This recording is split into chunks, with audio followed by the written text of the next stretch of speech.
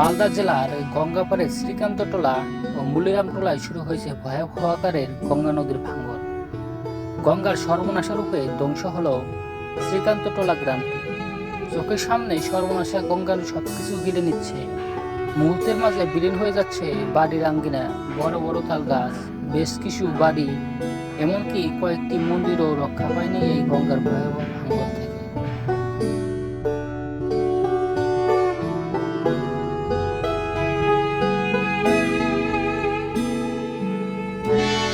এক সময় শ্রীকান্তটোলা আর মুলিরামটোলা ছিল একে অপরের প্রতিবেশী, কিন্তু গঙ্গার ভাঙন তাদের মধ্যে দূরত্ব তৈরি করে দিয়েছে।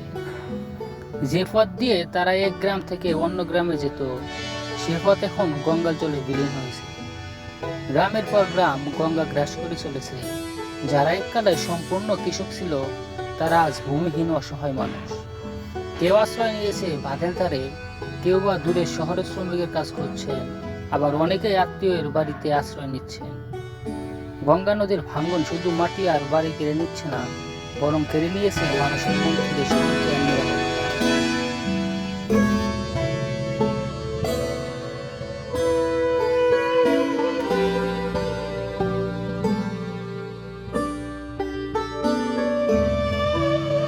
প্রতি বছর বর্ষা এলে নতুন করে আতঙ্ক গ্রাস করে নদী তীরের বাসিন্দাদের। কখন তাদের শেষ সম্বলটুকুও নদী গর্ভে চলে যাবে, এই ভয় নিয়েই দিন কাটে তাদের।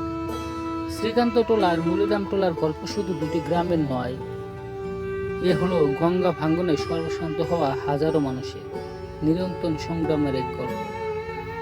আর এসবের মাঝে একদল লোক আছে যারা বাঁধের নামে কোটি টাকা আত্মসাৎ করে চলেছে। ভাঙন হলেই যেন তাদের ইনকামের পথ খুলে যায়।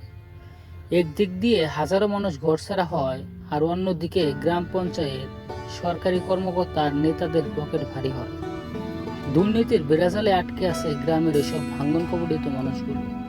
যদি শ্রীকান্তটোলার বাকি অংশটুকু বাঁচাতে হয়, তাহলে অতি দ্রুত ভাঙন কবলিত জায়গাগুলিতে শক্তমুক্ত করে স্থায়ী বাঁধ নির্মাণ করতে হবে। অন্যথায় মালদার মানচিত্র